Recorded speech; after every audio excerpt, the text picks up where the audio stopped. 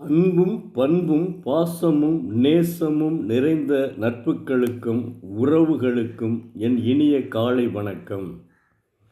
இன்று ஒரு குறள். அதிகாரம் 35 துறவு. குறள் எண் 342. வேண்டின் உண்டாகத் துறக்க துறந்தபின் ஈண்டு இயல்பால பல. குறள் எண் 342. துன்பமில்லாத நிலைமை வேண்டுமானால் எல்லா பொருள்களும் உள்ள காலத்திலேயே துறக்க வேண்டும். துறந்தபின் இங்கு பெறக்கூடும் இன்பங்கள் பல என்று சொல்லுகிறார் தெய்வப்புலவர் திருவள்ளுவர். தெய்வப்புலவர் திருவள்ளுவர் துன்பங்களிலிருந்து விடுபட வேண்டுமானால் பற்றுக்களை விட வேண்டும். அதன்பின் கிடைக்கும் நன்மைகள் பல. உதாரணத்திற்கு ரமண மகரிஷி அருப்புக்கோட்டைக்கு அருகிலே உள்ள திருச்சுழியில் பிறந்து பற்றுக்களை விட்டுவிட்டு திருவண்ணாமலையில் முக்தி அடைந்தார். இது மாதிரி உண்மையான பற்றுக்களை விட்ட மகான்களை தெய்வப்புலவர் திருவள்ளுவர் உணர்த்துகிறார். அதாவது எல்லா பொருள்களும் இருக்கையிலேயே துறவு பூண்ட வேண்டும் என்று தெய்வப்புலவர் உணர்த்துகிறார். அது தெய்வப்புலவர் திருவள்ளுவர் படிதான் நம்ம ரமண மகரிஷி திருச்சூழலிருந்து எல்லா பொருள்களையும் அவர்கள் விவசாயங்கள் நிறையா உண்டு எல்லாத்தையும் விட்டுட்டு அவர் அங்கே போயிட்டார். அங்கே போய் முக்தி அடைந்தார். அதனால தான் ரமண இன்னைக்கு திருவண்ணாமலை போனால் நாம் ரமண மகரிஷியும் வணங்குகிறோம். திருவண்ணாமலைக்கு போய் கோயிலுக்கு போயிட்டு வந்துட்டு ரமண மகரிஷியும் வணங்குகிறோம். ரமண மகரிஷி அவர் தெய்வப்புலவர் என்ன சொன்னாரோ அதனையே அதனையே பின்பற்றினார். நன்றி வணக்கம். நாளை மீண்டும் நன்றி வணக்கம். குறள் இதோடு முடிந்துவிட்டது. இத்துடன் என்னுடைய புத்தகத்தை பற்றி சிறிது நேரம் பேசுகிறேன். அதாவது நான் எழுதிய அறிவு சிறகுகள் ஒன்று இந்த தெய்வப்புலவர் திருவள்ளுவர் எழுதிய ஒரு குறளிலே 1.25 அடியிலே 178 பக்கங்கள் அடக்கிய ஒரு நாவலை எழுதியுள்ளேன். அதில் குறிப்பாக மாணவர்களின் உந்துதலுக்காகவே எழுதியுள்ளேன். மாணவர்கள் நம்ம எல்லாம் கதை இதுவரையும் 7 கதைகள், இதோட 7வது கதை. 7 கதைகளையும் எழுதிவிட்டோம். அதில் இந்த 7வது இதையாவது மாணவர்களுக்கென்று தனியாக ஒன்று எழுதுவோம். ஏன்னா அவர்கள்தான் வருங்கால மிகப்பெரிய அதிகாரிகள். மாவட்ட ஆட்சித்தலைவராக வரலாம், டாக்டர்களாக வரலாம். இப்படி பல துறைகளிலும் அவர்கள் வெல்ல வேண்டும் என்ற நோக்கத்துடன் இந்த அறிவு சிறகிலே எழுதியுள்ளேன். அந்த குறள் என்னன்னா, கேடில் விழுச்செல்வம் கல்வி ஒருவர்க்கு மாடல்ல மற்றையவை. இதனுடைய பொருள் என்னன்னா, எல்லா செல்வங்களிலும் அழிந்து போகும், ஆனால் கல்வி செல்வம் மற்றும் நிலைத்து நிற்கும், அழியாமல் இருக்கும். கல்வி செல்வத்தை படித்ததுனால தான் இன்றைக்கி மதுரையிலே ஒரு பெரிய ஆட்சித்தலைவர் இருக்கிறார்கள், மாவட்ட ஆட்சித்தலைவர். எல்லா எல்லா மாவட்டங்களிலும் ஒரு ஆட்சித்தலைவர் இருக்கிறார்கள்.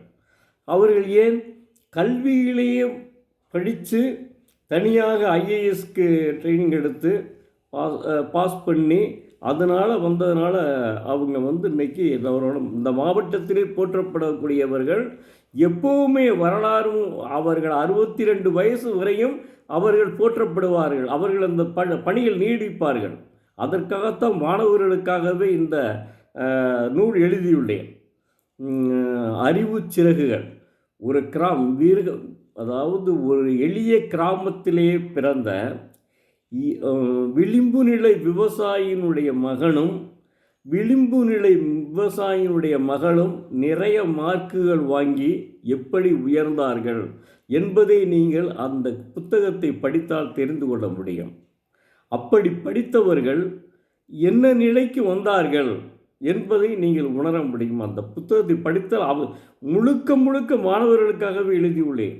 அதே சமயம் இன்னொன்று, அதே கிராமத்திலே மிகப்பெரிய செல்வந்தர் குடும்பம், அந்த செல்வந்தர் குடும்பத்திலே பிறந்த ஒருவனுக்கு, அவன் விவசாயம் நிறையா செய்கிறான், அவனுக்கு பெண் கொடுக்க மறுக்கிறார்கள். கேடில் விழிச்செல்வம் கல்வி ஒருவருக்கு மாடல்ல மற்றையவை. கல்விதான் அழிவில்லாத சொத்து, மற்ற எல்லா சொத்துக்களும் அழியக்கூடியவை. அவருக்கு நிறையா அழியாத சொத்துக்கள் இருந்துமே அவருக்கு பெண் கொடுக்க மறுக்கிறார்கள். இந்த கல்வி படித்தவனுக்கு நான் நீ என்று அவன் ஒரு அரசாங்க பதவியில் இருந்தாலும் சரி, மிகப்பெரிய பதவியில் ஒரு மருத்துவராக இருந்தாலும் சரி, அல்லது ஒரு மாவட்ட ஆட்சியாளராக இருந்தாலும் சரி, அவனுக்கு நான் நீ என்று பெண் கொடுக்க வருகிறார்கள். காரணம், நம்மளுடைய நம்மளுடைய மகள் ஒரு நல்ல ஒரு அரசாங்க உத்தியோக வேலை பார்ப்பவனுக்கு கொடுக்க வேண்டும் என்ற எண்ணத்தில். அதற்காகவே இந்த புத்தகம் எழுதியுள்ளேன். தயவுசெய்து இந்த புத்தகத்தை வாங்கி படியுங்கள். அறிவு சிறகுகள் உங்களுக்கு மாணவர்களுக்காகவே எழுதியுள்ளேன். தயவுசெய்து கல்லூரி பருவம் அருமையான பருவம். விடலை பருவம் என்றால் கல்லூரி பருவம் தான், மகிழ்ச்சியான பருவம் கூட. என்னை பொறுத்தவரை கல்லூரி பருவம் மகிழ்ச்சியாக இருந்ததுங்க. ஆனால் அதே சமயத்தில் நாங்கள் என்ன செய்வோம்னா படிப்பினையும் விட்டு கொடுக்க மாட்டேன். காரணம், நாம் எப்படியும் நாம் படிக்க வேண்டும். ஏன்னா நம்மளுடைய பெற்றோர்கள் நமக்காக படிக்க வைக்கிறார்கள். அவர்களுக்கு நாம் சம்பாதித்து கொடுக்க வேண்டும். அடுத்து நம்முடைய வாழ்க்கைக்கு நாம் மனைவியை தேடிக்கொள்ள வேண்டும். இந்த எண்ணங்களில் நம்ம என்ன செய்கிறோம், படிக்கிறோம். அந்த காலத்தை மட்டும் நாம் வீணாகாமல் செய்துவிட்டால் கண்டிப்பாக வாழ்க்கையில் முன்னேற முடியும். குறிப்பாக, அதாவது நான் ஒருவரை சொல்லுகிறேன், ஒருவரை ஒரு சிலரை சுட்டி காமிக்கிறேன். அதாவது நகைச்சுவை மன்றத்தினுடைய தலைவர், அடுத்து தமிழ் பேராசிரியர், தியாகராஜர் கல்லூரியிலே தமிழ் படிக்கும்போது மதுரை பல்கலைக்கழகத்திலே முதல் மாணவராக திகழ்ந்து பட்டம் பெற்றார், தங்கப்பதக்கம் பெற்றார். அவர் பட்டிமன்ற நடுவரானார். பாருங்கள், தமிழ் பேராசிரியர், பட்டிமன்ற நடுவர், அப்புறம் நகைச்சுவை மன்றத்தினுடைய தலைவர், சின்னத்திரையினுடைய நடிகர், அப்புறம் சினிமாவிலே அதாவது திரைப்படத்திலே நடிகர், சின்னத்திரையிலே சிங்கப்பெண்ணேன்னு ஒரு பெண் இப்போ ஒரு சின்னத்திரை நடிஞ்சிட்ருக்கு. அவருக்காகவே நான் பார்த்துக்கிட்டே இருக்கேன், இன்னும் முடியல, பார்த்துக்கிட்டே இருக்கேன். அந்த சின்னத்திரையில் கதாநாயகி வருபவர்களுக்கு அப்பாவாக நடிக்கிறார். அவர் குறிக்கோள் தமிழிலே மிகப்பெரிய பேராசிரியராக வேண்டும் என்பது. அதை சாதித்தார். அதனை சாதித்துவிட்டு இன்றைக்கி உலகமெங்கும் அவர் புகழ் இருக்கிறதுங்க. இது நான் மட்டும் சொல்லலைங்க. ஒரு புத்தகத்தை எடுத்தேன், கலைஞர் நூற்றாண்டு நூலகத்தில். அதில் 20 பேரை போட்டிருந்தாங்க. அதில் இவரும் ஒருவர். யார்? மரியாதைக்குரிய கு. ஞானசம்பந்தம் அவர்கள். அதற்கடுத்து இவர் நம்மளுடைய பட்டிமன்ற நடுவர், புகழ்பெற்ற மதுரையிலே புகழ்பெற்ற சாலமன் பாப்பையா அவர்கள். எப்படி படித்தார்கள்? அவர் பிஏ முடித்த உடனே அவருக்கு வேலை கிடச்சிச்சிங்க.